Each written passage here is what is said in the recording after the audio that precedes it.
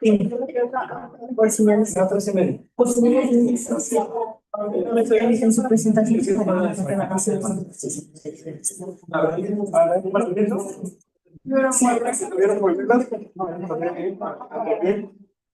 es muy buena. Pero no vuelvo a repetir.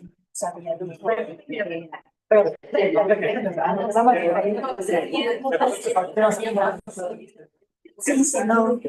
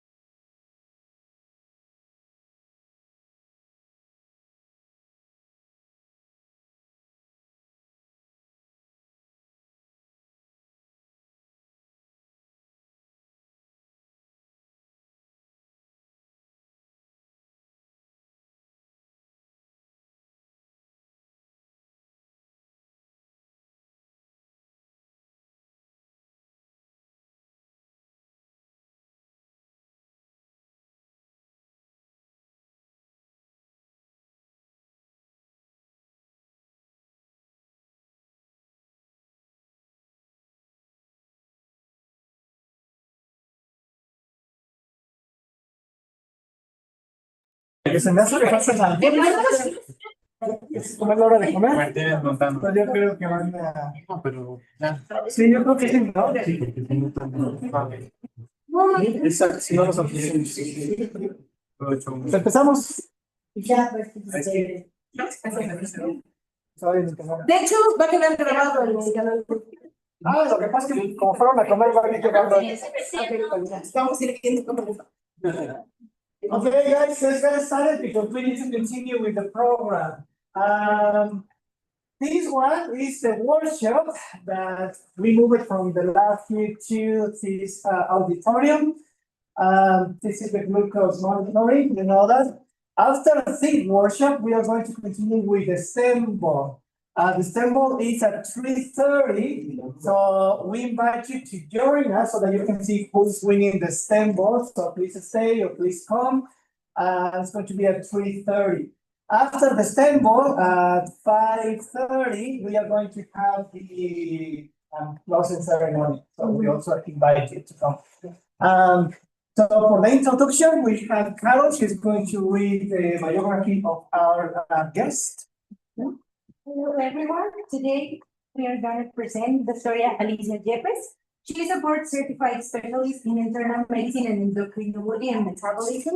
Dr. Yepes is an active member of the Sociedad Mexicana de Endocrinología, the American Diabetes Association, the Endocrine Society, and the European Association for the Study of Diabetes. She serves as a visiting professor in the Diabetes Educator Diploma program at the Universidad Autónoma de México and is author and co-author of publications on diabetes and advanced medical technology. She is also a frequent lecturer at workshops and conferences in the field of endocrinology. Give her a round of applause. We have the opportunity to share with you this exciting technology. This is the first time I'm going to meet you in English, so I'm sorry for the pronunciation. We all have an accent, don't we? Okay.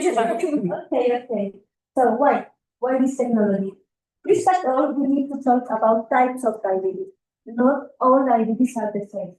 There is the more common way of diabetes when the pancreas still produces insulin, but the body is resistant to the activity of the insulin, to the effect of the insulin. Each kind of patients can receive pills, any kind of pills, well, several kinds of pills, and GLP-1 analogs.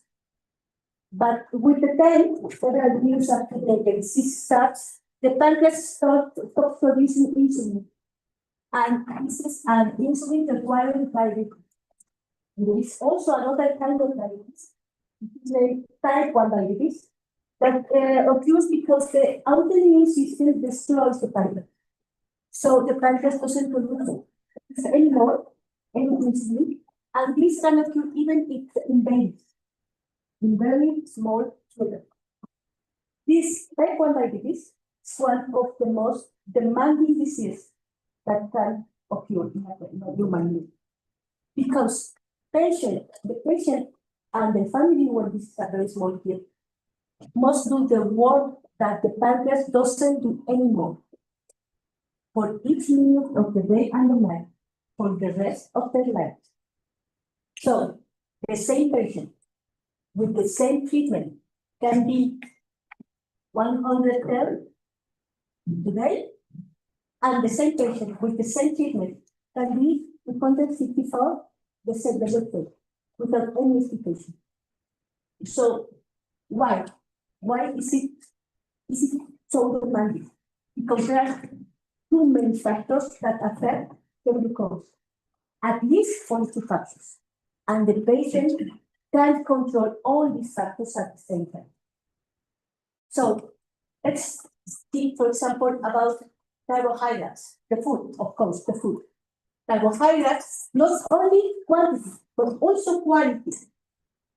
The fat, of course, protein, caffeine, alcohol, meal timing, the hydration, and even personal microbiome.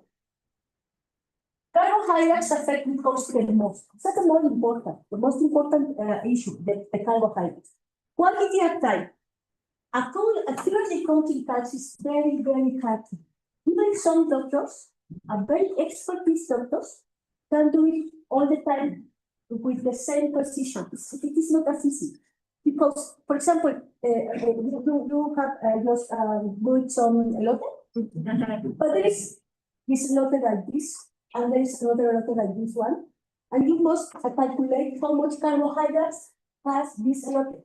But this is also important if this has mayonnaise or cream or just lemon, and all that affects the glucose component, the glucose movement, the glucose tolerance.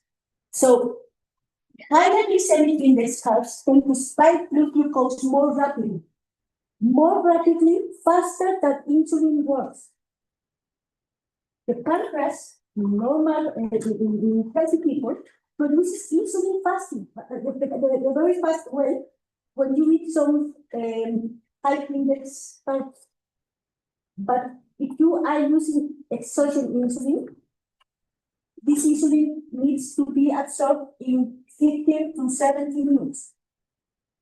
When the insulin absorbs, the glucose is very high if you eat, I don't know, Diet Coke. No, normal Coke. Well, it's also important berries, because berries, like greens, nuts, seeds, berries, tend to have 50 to 80% of the cash from fiber, and fiber affects the way that it absorbs and affects the way the glucose goes high or goes down, because berries can do that the food absorbs very smoothly and very slow.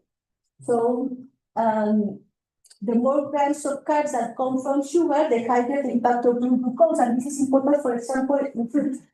Fruits are carbs, but for example, if you eat a banana, some not so mature banana, it increase your glucose less than a very old banana. The same banana, the same size, affects differently. So it's important. All this is important. So this is the idea. This is the high index carbohydrates. This is the glucose sharply and very fast. And then if you administrate insulin, it goes low very fast. But if you eat carbohydrates with fat and with proteins, the way it moves is like this. And if you eat carbs with fat, like this. This can be affected by several hours. Like for example, like this, a hamburger could affect your glucose for about 6 to 8 hours. Sushi can affect your glucose for 8, even 10 hours. Yes, because because sushi, it needs rice that is very cooked again and again. And sometimes it comes with fat, like Philadelphia cheese. And sometimes it comes with protein, like salmon. And sometimes it's empanized. Right. Right. Yeah, right. It's fried. Yeah, but it's breaded. Breaded. Yes, breaded. Yes. So sushi is a very fast thing to develop. Even with my yes. So, but there's also some foods that almost doesn't affect your glucose, like of course salads and think of this kind of food, no? With salad. Doesn't affect at all.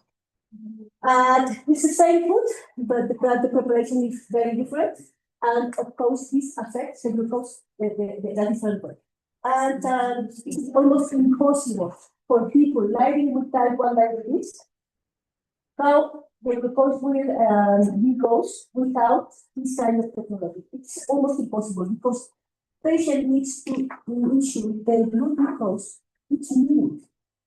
It's almost impossible.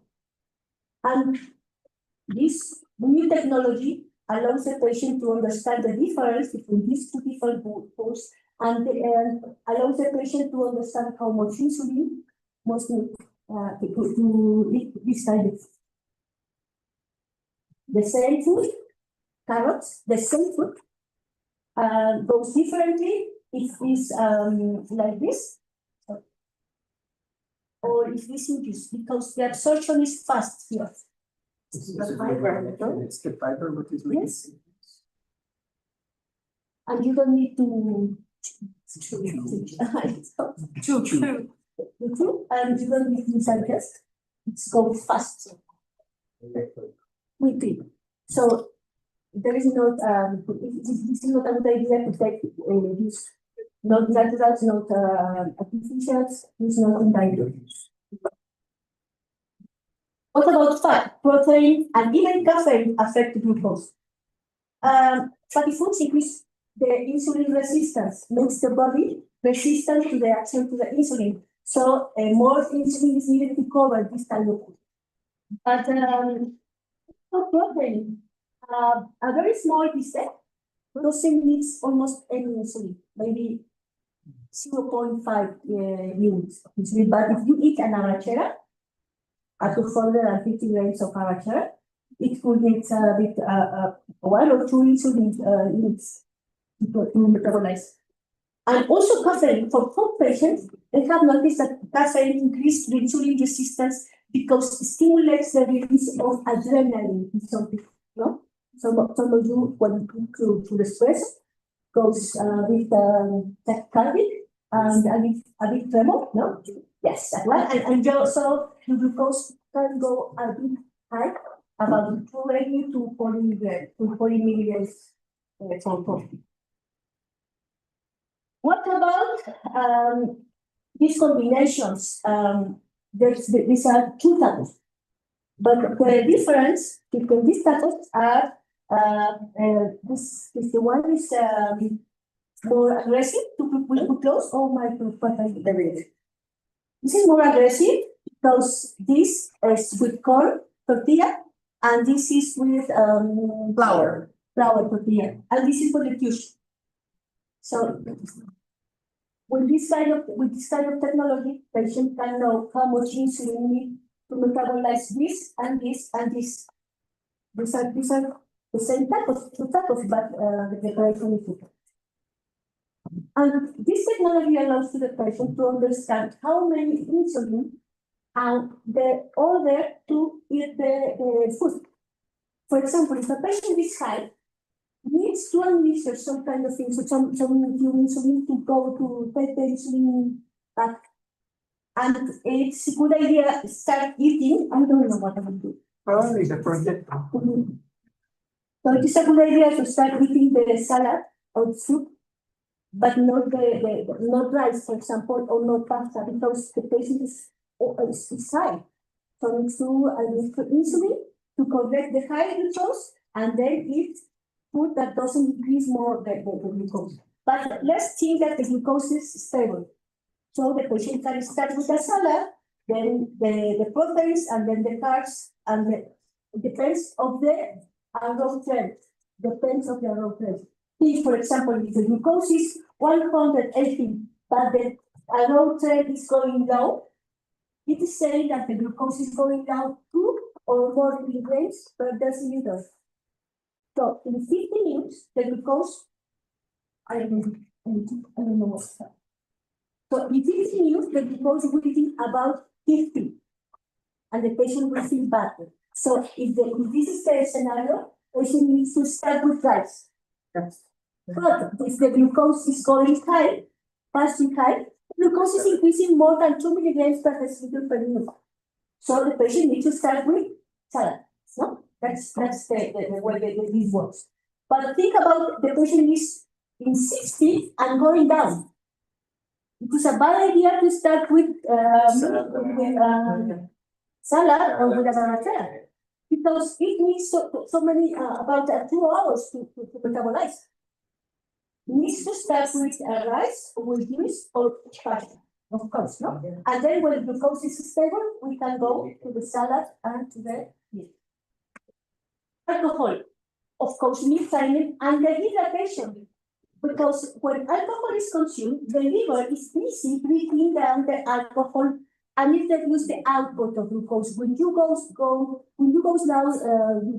goes down because you need to eat and you don't have diabetes, your liver produces glucose for your brain and for your muscles. But if you have type 1 diabetes, your pancreas doesn't produce glucagon the same way, and then your liver doesn't produce glucose and the fast as normal as it should be normal. So if you eat or drink alcohol, the liver is busy breaking down the alcohol and doesn't produce glucose. So the glucose can go very low and you will notice until you are in the fluid.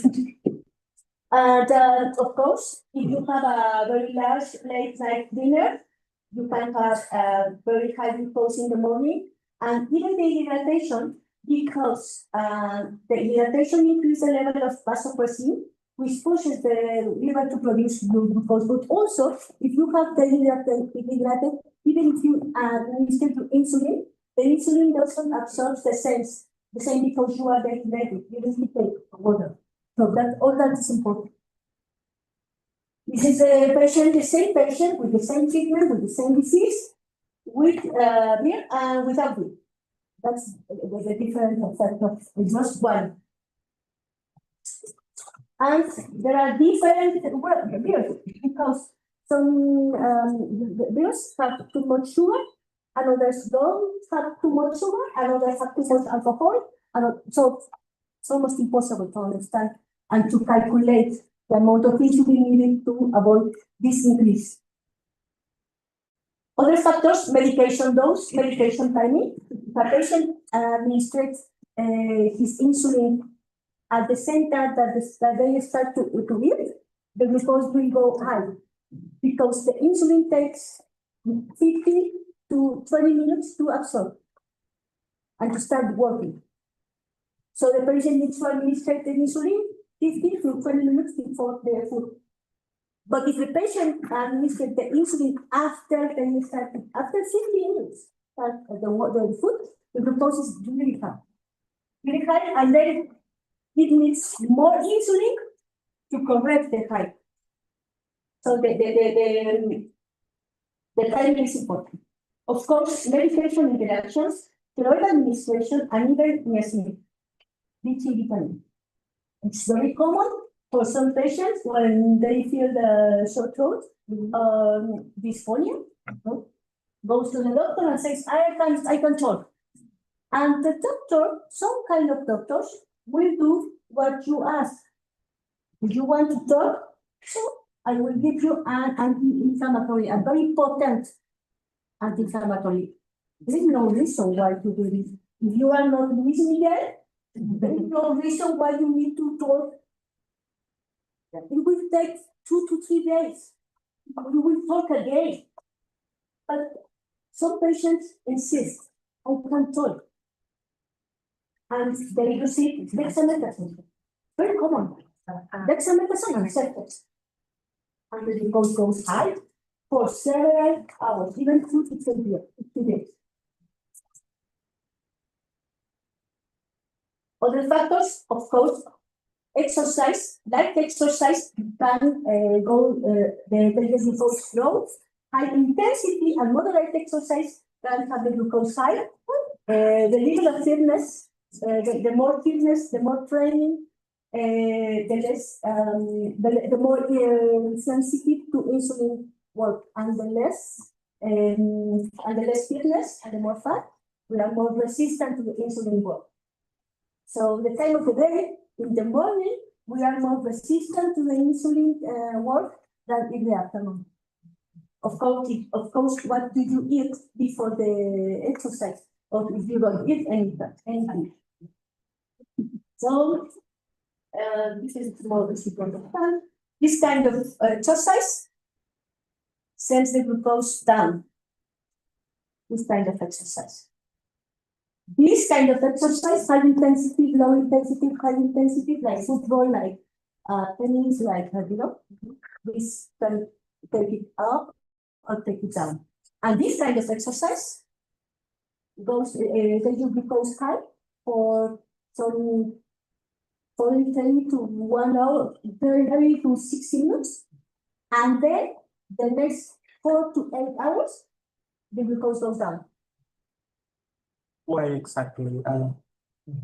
Because your body gets more sensitive to the insulin activity, because you have the most powerful part of your body that consumes glucose is your muscles. So it needs glucose after for the recovery. Of course, because after you do a very hard performance, of course, only you have type 1 diabetes. This doesn't apply to a healthy person. Okay. If you are a healthy person, you go with a big pipe, you have a sensor. Oh, no. Well, you want to go on this pipe, and then this is supposed to go down, but not less than 90 or 80. You will be okay. But in a type 1 diabetes, the next 4 to 8 hours, your muscles keeps active. When you stop doing exercise, you don't address at all. You keep even active your muscles for several times, and you are feeling hot and you feel active, even if you stop doing the exercise. It's a return of use several hours, even during the night. Yeah. So this is also important. What about this? What are these sensors doing for the patient when the patient can know if the glucose is high and going high, needs to be right and needs to administrate some insulin, and after once time the insulin, the glucose is better, can start doing exercise. The glucose is better, so the patient can start doing exercise and eat some carbs in order to keep the glucose stable. But the glucose is going low and going low, needs to be stabilized, and then can go to do something. And it is only possible with this kind of technology. One other factors, too little sleep affect the glucose, takes the glucose up, stress and illness, of course, resistant hypoglycemia, of course, if the patient has insulin malfunction, like we need some infusion sets, and if the sets have some kind of obstruction of kind of dysfunction, the glucose will go high. Of course, if the patient is administering the insulin in the same place all the time, there is a phenomenon called dystrophia, lipodystrophia, that affects the way the insulin absorbs and performs. During the menstruation in the girls, the puberty, because there are so many hormones, and celiac disease, and even smoking affects the glucose.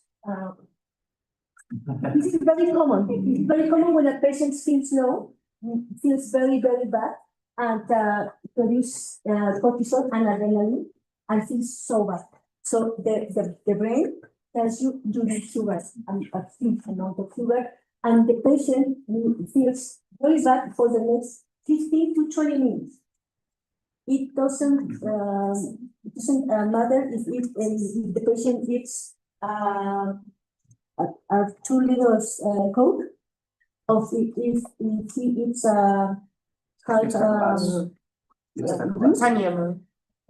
of the recovery is the same, 20 minutes, 15 to 20 minutes. And in this 15 to 20 minutes, the patient feels so bad, and it's Everything. so after low goes very high.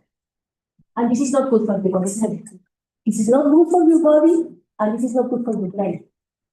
You will feel mental Like a fog. Like a fog. Brain fog. brain fog for several hours. Yes, for several hours. And this is important. You will have a test.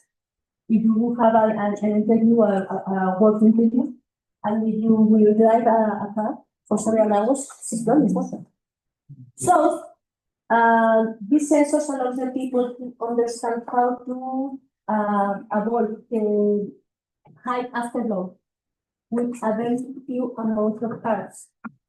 And the best way to go from low to normal. Because they can understand in their own body how many carbs needs and how many time will take to recover in their own body. This is only possible with this alone. One more, spike insulin, of course, in accurate glucose reading.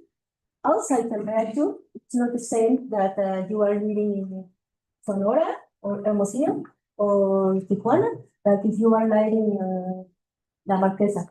I don't know. That's so different. Or if you are traveling to Los Alpes or to London, or if you are going to, I don't know, South America, it's different. The glucose will be different. Is it so when it's hotter, does it get higher, or what is the direction of the If relationship? the hotter, if it's hotter, you have vasodilatation and you absorb the insulin faster. Yes, but it also can occur that you go dehydrated.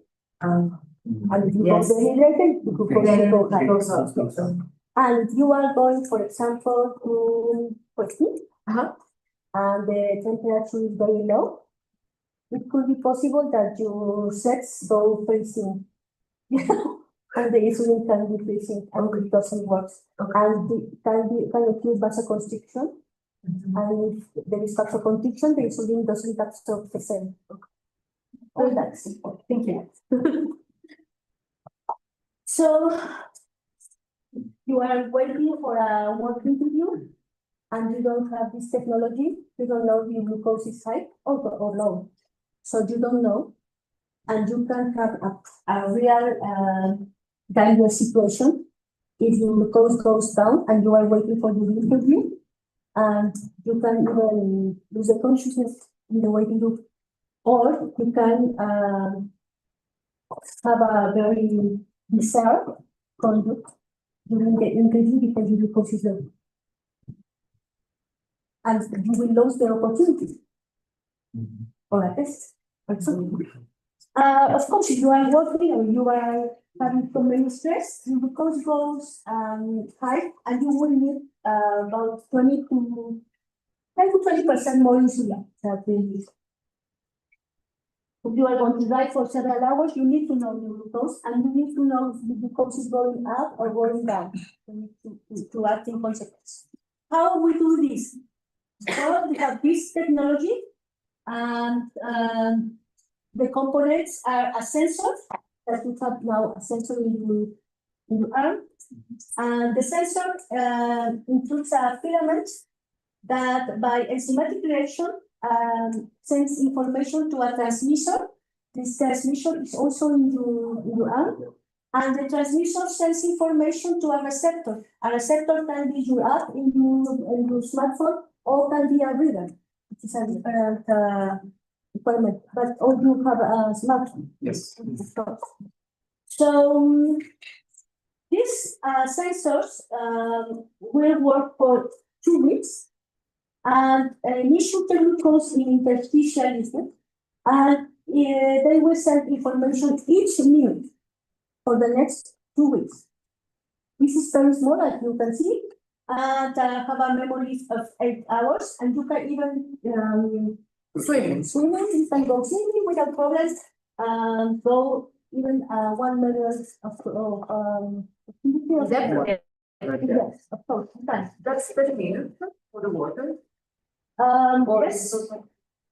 Well, we have fields, different fields that you can put over your sensor, and you can stay more time than 10 minutes. Where can we get those? Because I think all three of us swim. So where can we get those? Well, I don't know if you have a big bookstore here. You can get it. The name is Microfield. Okay. Tegaderm. Ask for Tegaderm. Tegaderm, we use it in the hospitals, and it can last 10 days. Okay. It was Great. Tegaderm. Yes. Well, Kinetic patch could be also the kinetic patch, so one that's normally for your muscles is not going to be object and preserve also. That could be. The kinetic sleep are the ones. Oh, right. Yeah. Las cintas estas cinéticas que usan los deportistas, yes. ¿se puede usar también para eso? yes, of course, and there are some patients that are using this kinetic Yeah. it's. On But, top of it, you are going to swim, I recommend you the Tegaderm. Okay. Because it's So bigger. it's like this one? Like this one? That is kind of sargassum. So the Tegaderm is like this, and Like a it's only a very thin film. Okay. Okay. We will look through. Yeah.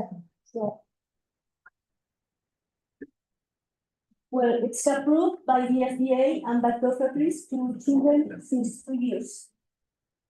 And the most important for type 1 diabetes people is that they can send alarms to you and advise you that your glucose is going high and that your glucose is going low. But this is the most important of this technology nowadays. How does it work? Well, the sensor measures the reaction of the glucose oxidase and the way the glucose converts to ácido glucónico, and sends this information, the electrons prediction, to the receptor, and from the sensor to the receptor, and this needs about 5 to 10 minutes. So there is a delay between the glucose that is happening here and the glucose that is sending to the sensor. Why this is important? Well, this is important because sometimes you will hear that this isn't working, or that this is not precise, and that's not true, because if the patient has just given Milkshake. an ice cream or milkshake, the glucose is going high. So the sensor will say the glucose is here, and the blue glucometer will say the glucose is here.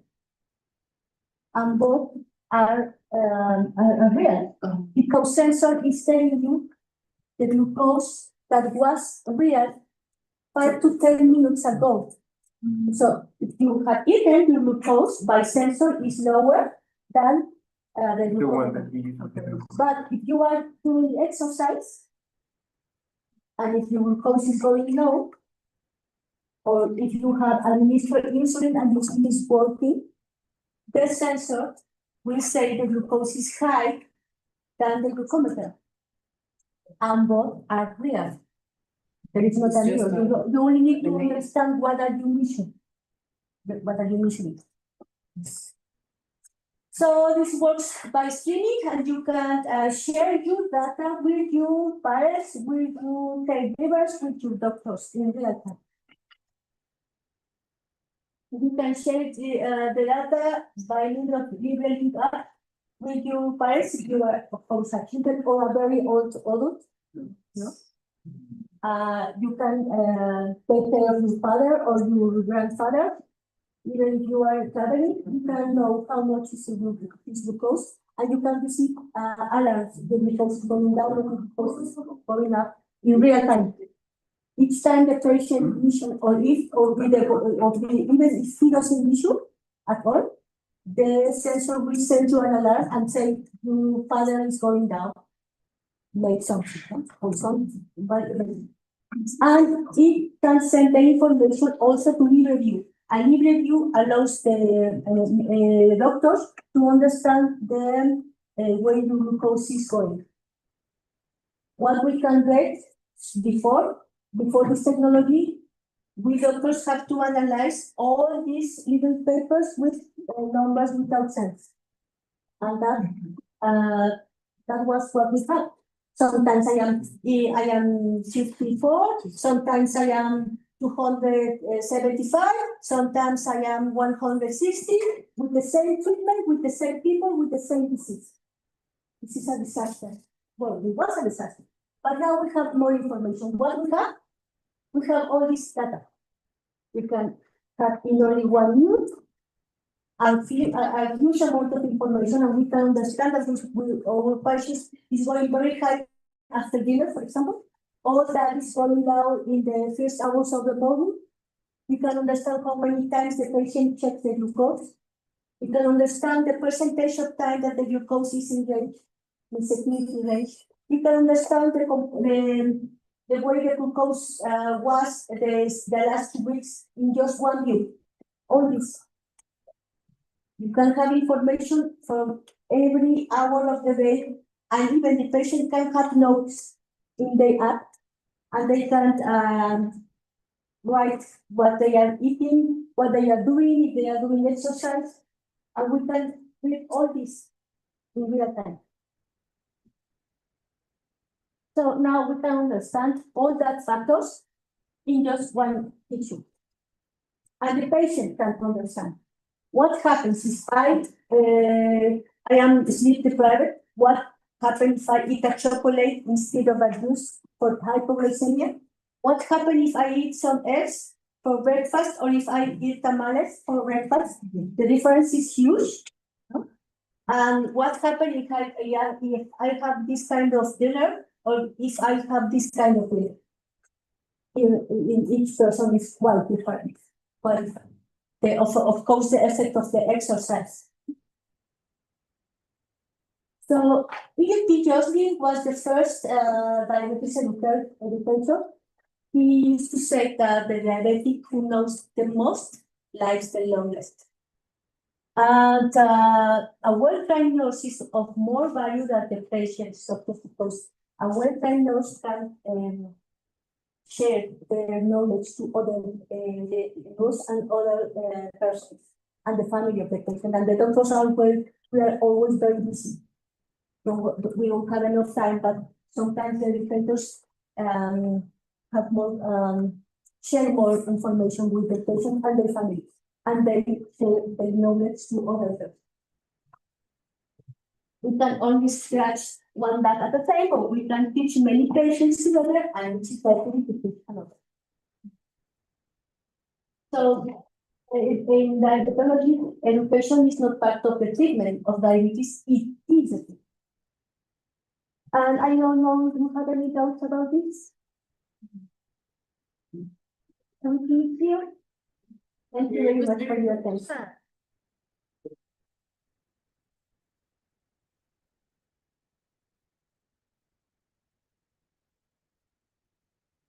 Remember, you can ask questions, English or Spanish, however you feel more comfortable. Any questions, preguntas?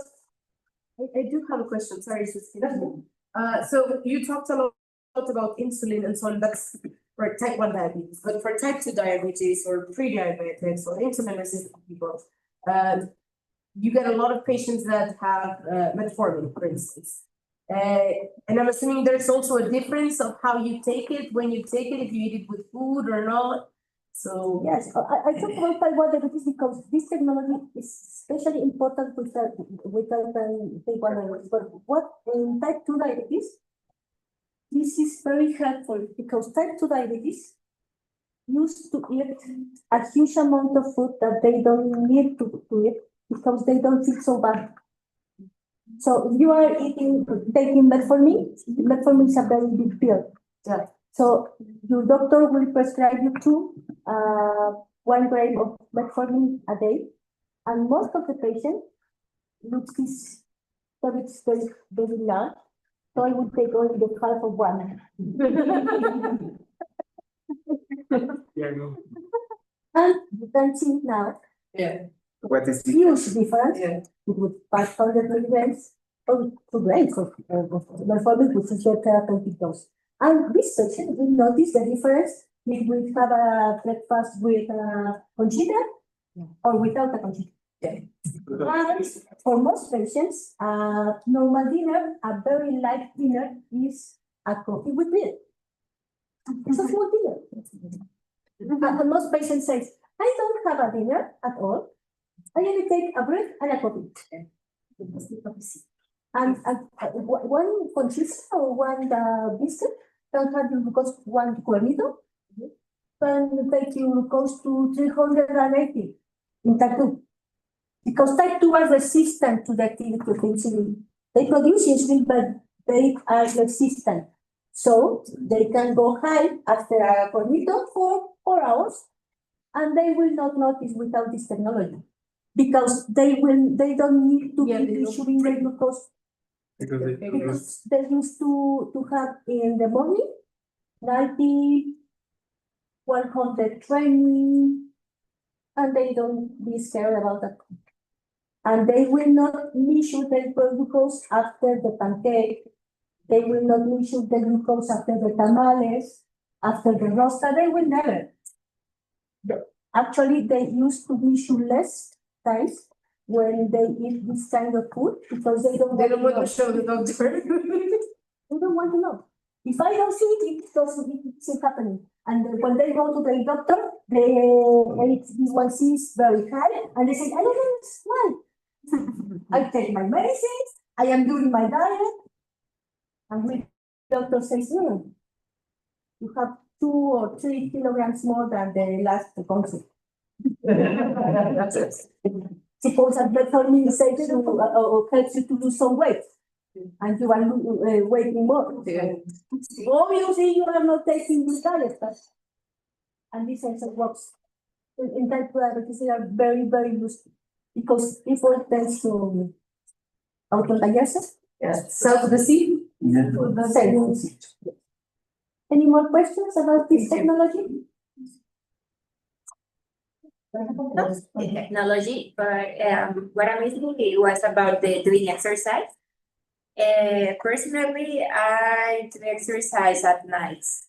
So there are days that when I have my workout, I'm super active, I cannot sleep super good. And the next day I was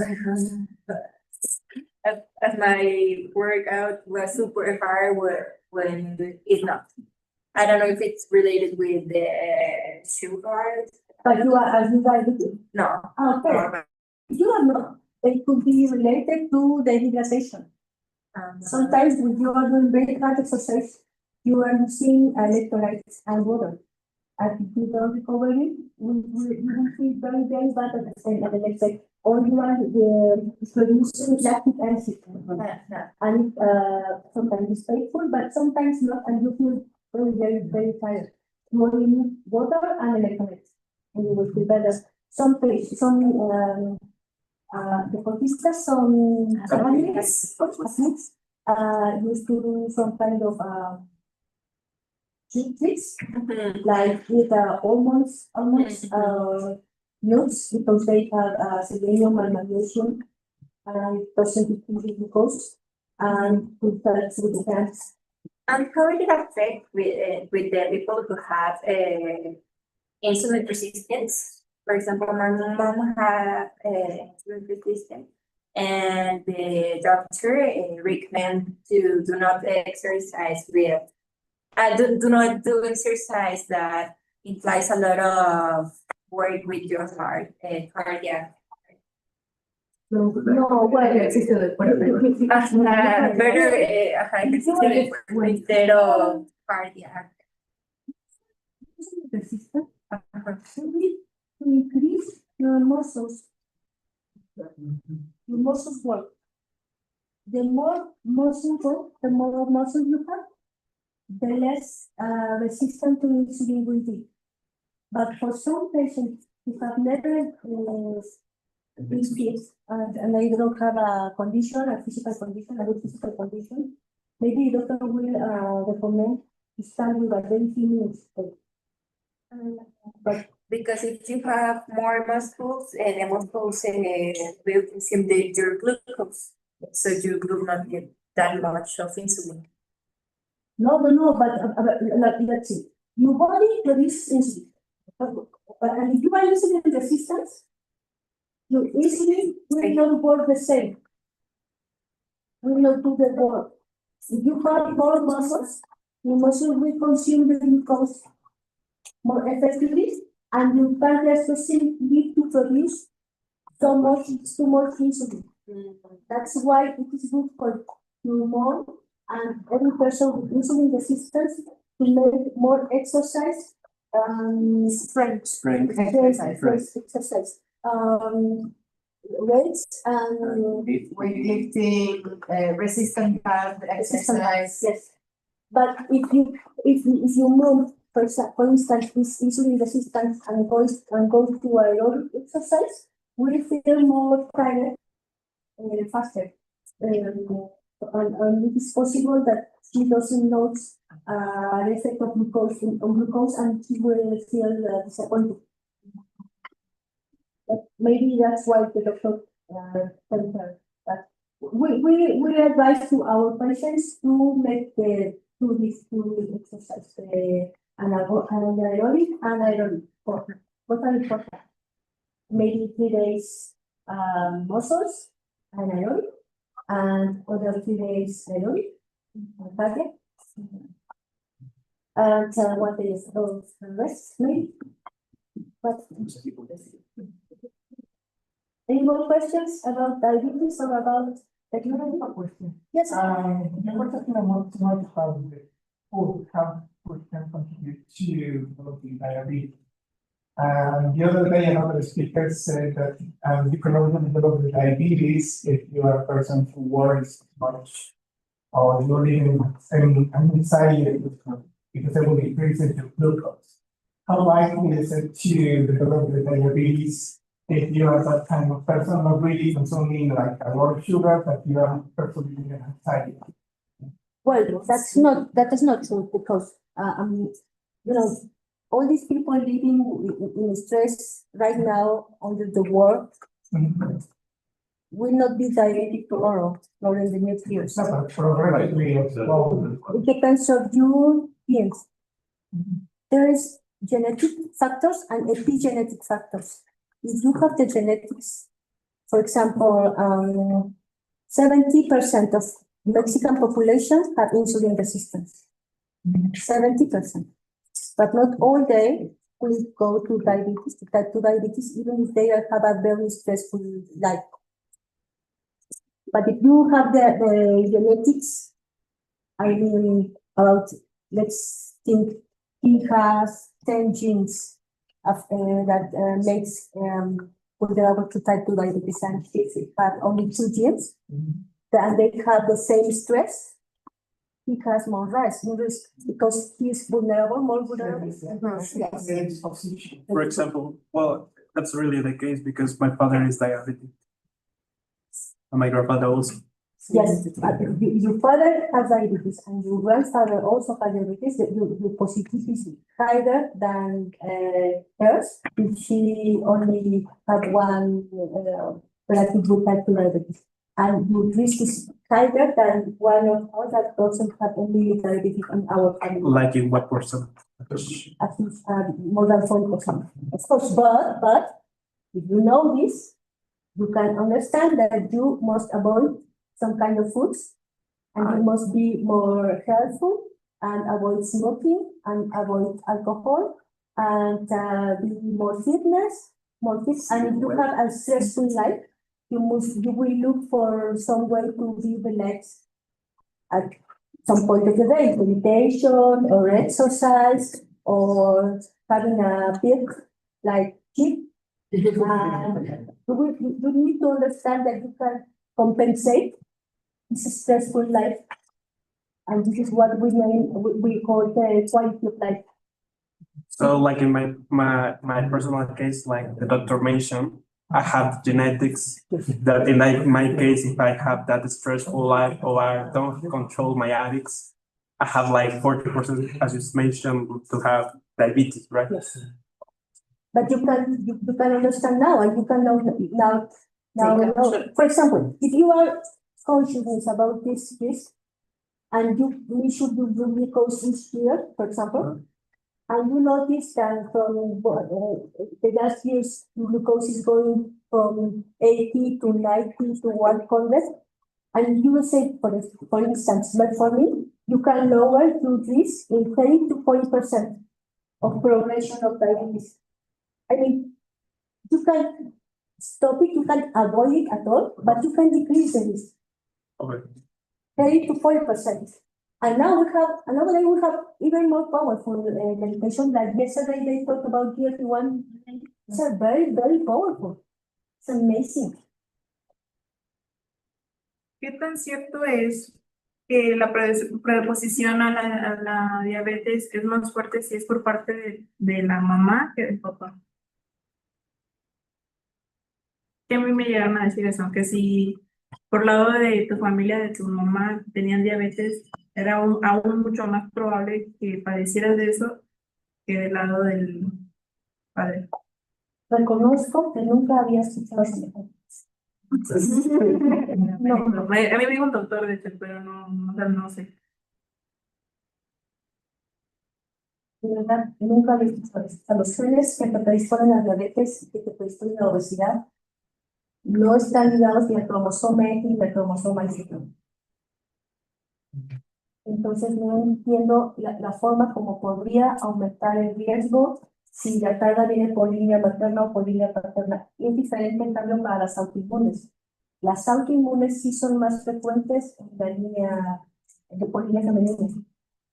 Sí, o sea, sí es cierto que si tú tienes Hashimoto o artritis reumatoide, tus hijas tienen más riesgo que tus hijos. Pero tipo 2 no, tipo 2 es poligénico. Son demasiados los genes involucrados y no están en el cromosoma X ni en el cromosoma Y. Así que, pero igual y yo estoy muy enterado de eso, pero reconozco que nunca había escuchado eso.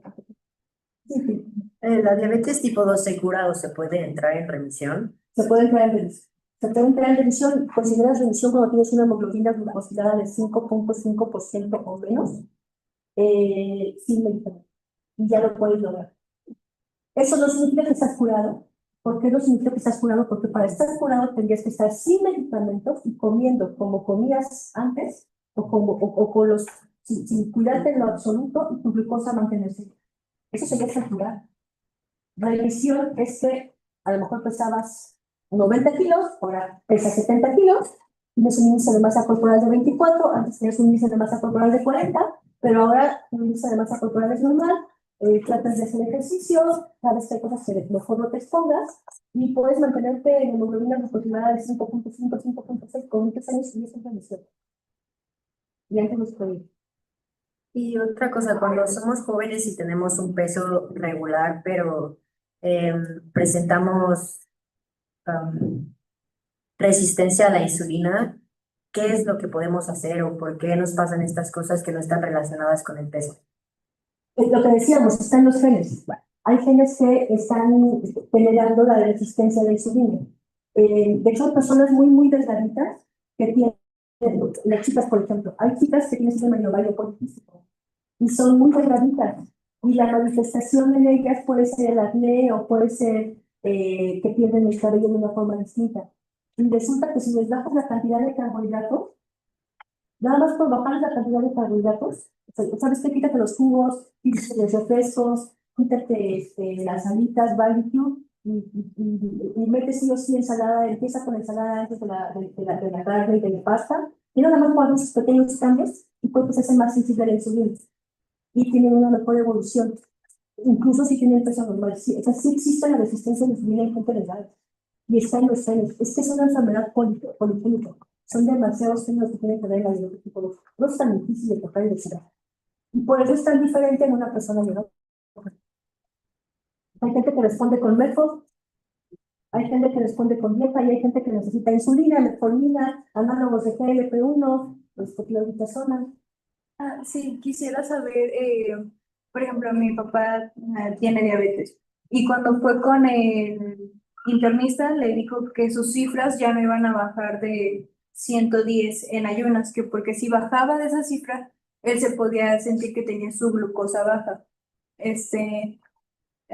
No sé si eso es cierto, o sea, es que si mi papá pudiera llegar a los 90 en ayunas, de que sí se sentiría mal o sería como que algo normal. Él consume su metformina, de que pues no hace ejercicio, pero hace dieta y sí está como que muy consciente de sus tomas, pero si él llega a bajar de ese 110 él sí dice que se empieza a sentir un poco mal. No sé si se pueda tratar o simplemente es como que el rango en que su cuerpo se siente saludable.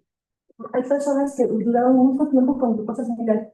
Su cuerpo se adaptó a eso. Entonces, lo que tienes que hacer es acercarlo el más tiempo posible al rango, más tiempo posible al rango, que su cuerpo se desacostumbre a tener glucosas altas. Y entonces que su cuerpo se vuelva a acostumbrar a andar en 95, 98, 100. Por supuesto que puede ir a tener valores de glucosa normal. Depende mucho de con qué lo trates. Si está en insulina es difícil que no tenga un control y es difícil que no esté también. Porque la insulina una vez que la mente hace su trabajo. Pero los orales, los análogos de GLP-1, la metformina, la cloriprazona, no causan hipoxemia. Sí, no, porque tengo entendido que hubo una temporada en la que ya estaba muy regulada su glucosa, al punto en donde si él tomaba su metformina en la noche, él amanecía con un 70 en ayunas. Que es normal para personas sin diabetes. Y Entonces, decía a que lo se mejor ahí sentía lo que mal. podrías hacer es, bueno, como médico, a lo mejor le bajas la dosis o le cambias el horario de administración de la médico para que no vaya tan bajo, pero no la deja. Y que sus cuerpos se acostumbran a dar el 80, 85 sin sentirse mal. Sí se puede, ¿eh? Yo sí tengo pacientes que andan en citas de no diabetes. Siempre y cuando no están con insulina. Si están con insulina, no los puedes llevar. Si se bajan de 80, tú como médico ya te pones afectado más en la noche, que no la sientes. Pero ya alguien levantó la mano. Sí. ¿Cuál sería considerado como un rango normal de glucosa para personas no diabéticas? Para personas no diabéticas, 60 a 90 es normal. 60 a 90. Y gente muy delgadita, muy fitness, puede andar en 58, 59, cuando está haciendo ejercicio. De hecho, es qué buena pregunta hiciste, porque muchos de ustedes que se pusieron un sensor y nunca se habían puesto un sensor, van a tener cifras de glucosa baja, no te asustes. Tengan en cuenta que esa tecnología se distribuye para personas con diabetes. Por lo tanto, esta tecnología está diseñada para mandar alarmas a personas que están bajo el efecto de insulina o de medicamentos. Entonces, esta tecnología va a mandar alarmas si bajas de 60. Pero tú, si estás en 65, no estás en insulina. No te va a bajar más, tu hígado te va a proteger como te ha protegido todos estos años.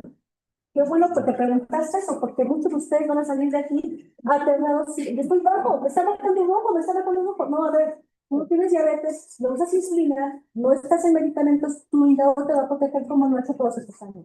No estás hipoglucémico. En cambio, una persona que está bajo el efecto de insulina no la queremos abajo de 70. El rango de seguridad es 70 a 180. Y pues, digo, ya cuando bajas de 80, los médicos ya bajan a tus dosis o come algo, no tú bajes más.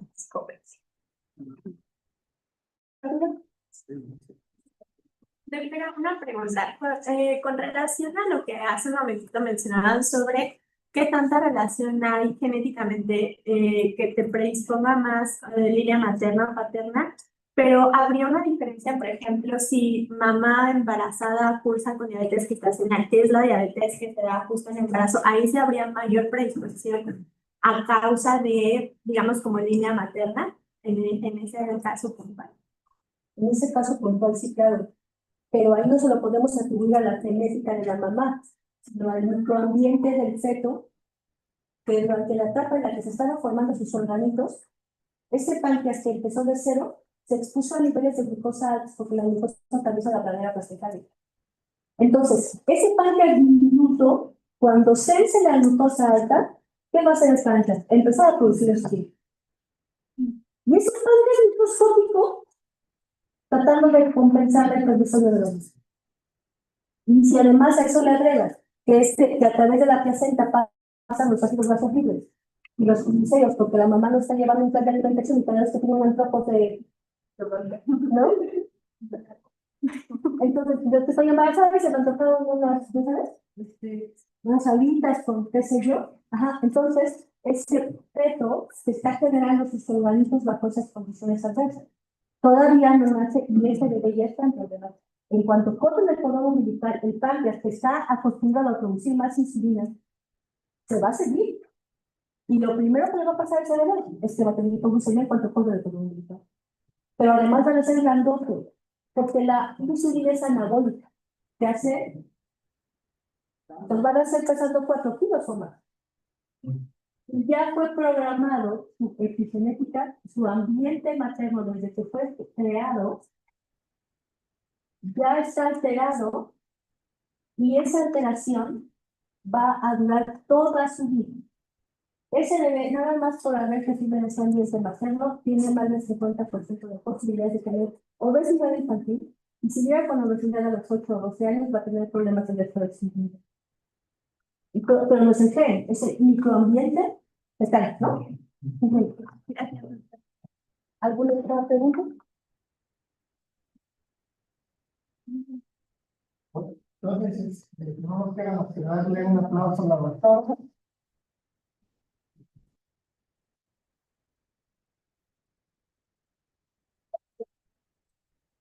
Y por otro lado, también agradecer a Agua por los instrumentos que trajo y todo, un aplauso de todo.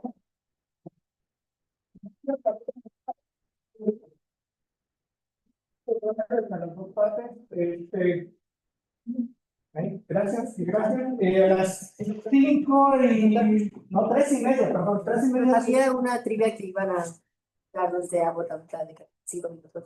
Ah, perfecto. Si es posible para lograr la hora y cuarto. Sí, tenemos que probarlo, no sabía, pero sí.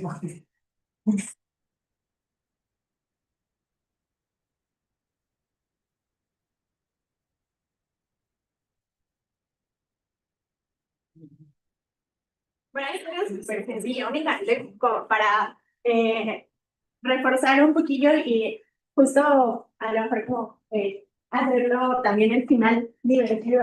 Y muchas gracias, doctora. Además, antes de que les digas, sí, una pregunta. ¿Qué tan frecuente es que Abbott vaya a una universidad? Nada frecuente. Nada frecuente. Y menos que demos sensor. Realmente, Philip movilizó a los médicos más influyentes de México para que tuvieran a Abbott aquí y para que tengan sensores.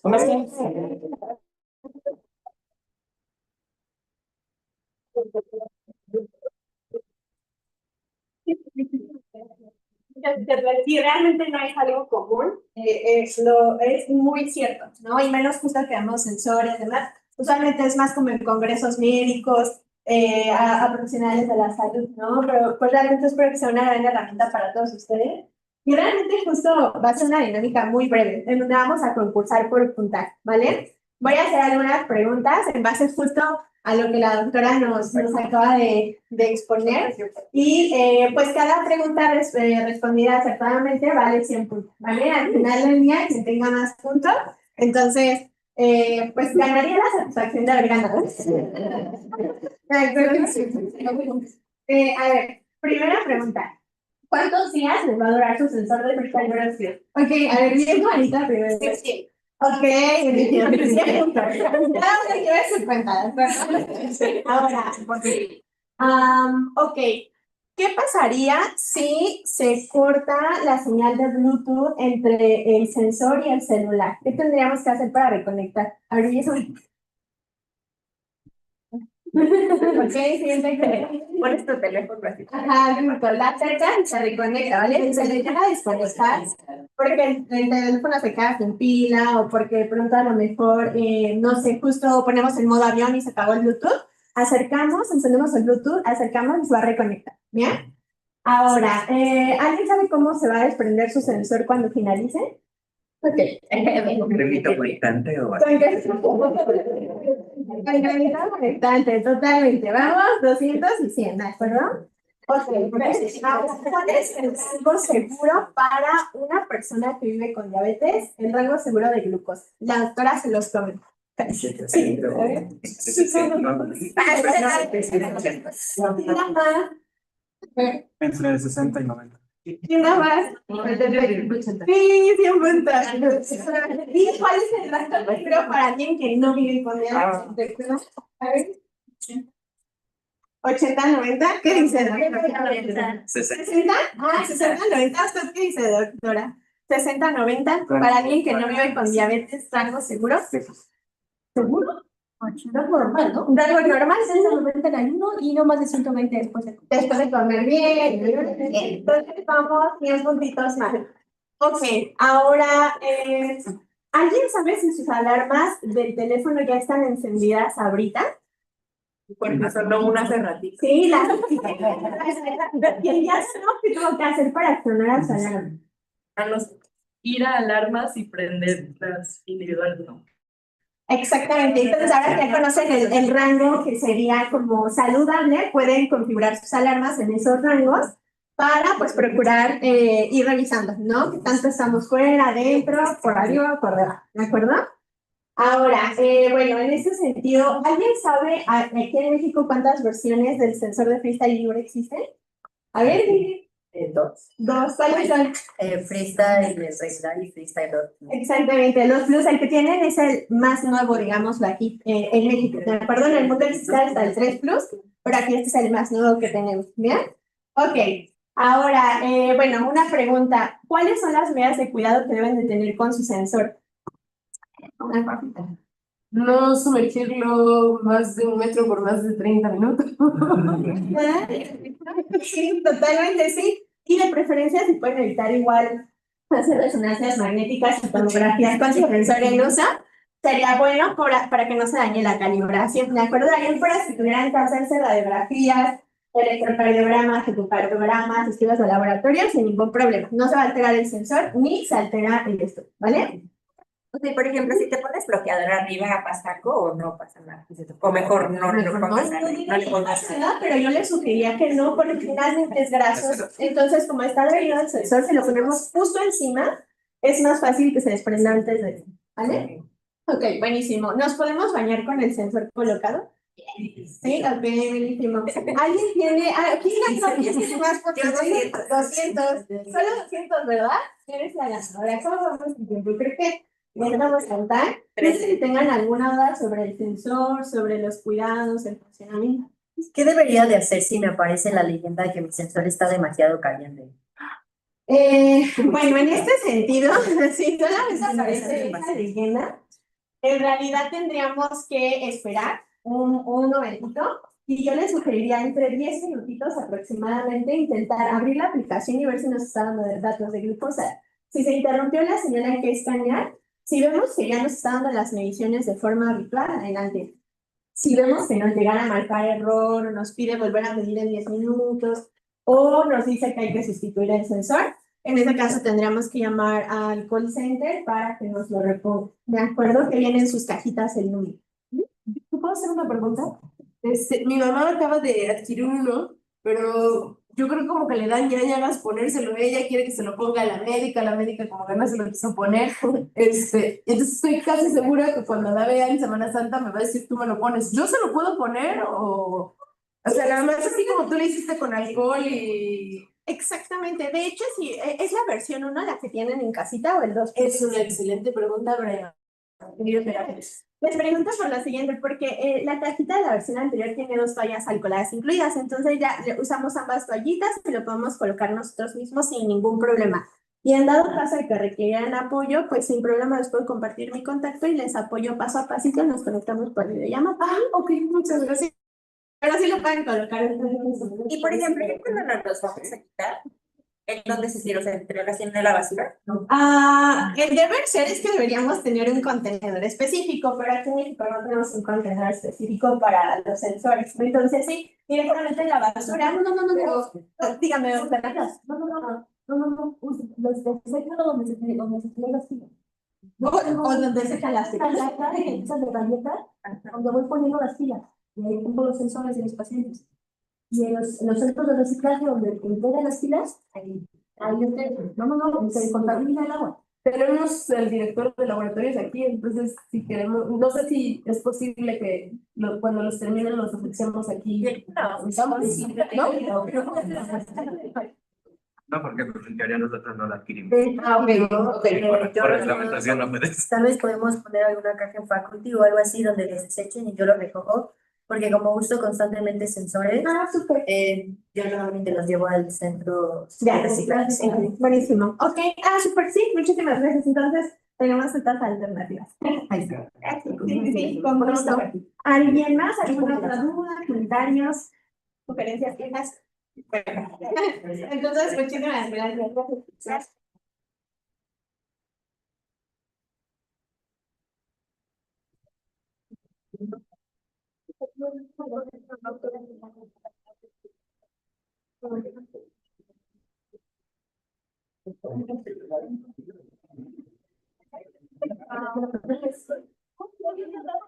No, es que Casi me la vas a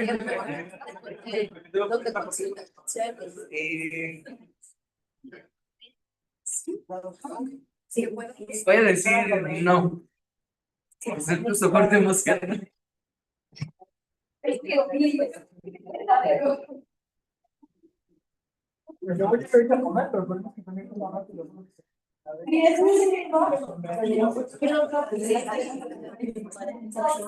Sí.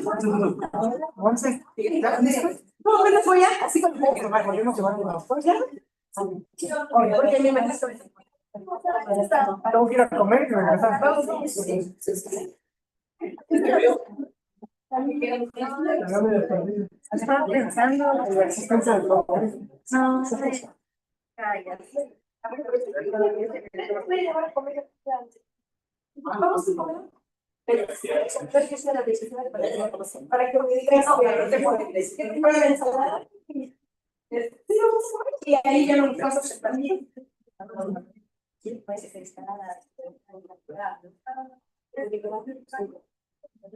Yo tengo todos mis pacientes con diabetes. No, chécate. Mi abuela con diabetes. No, ya.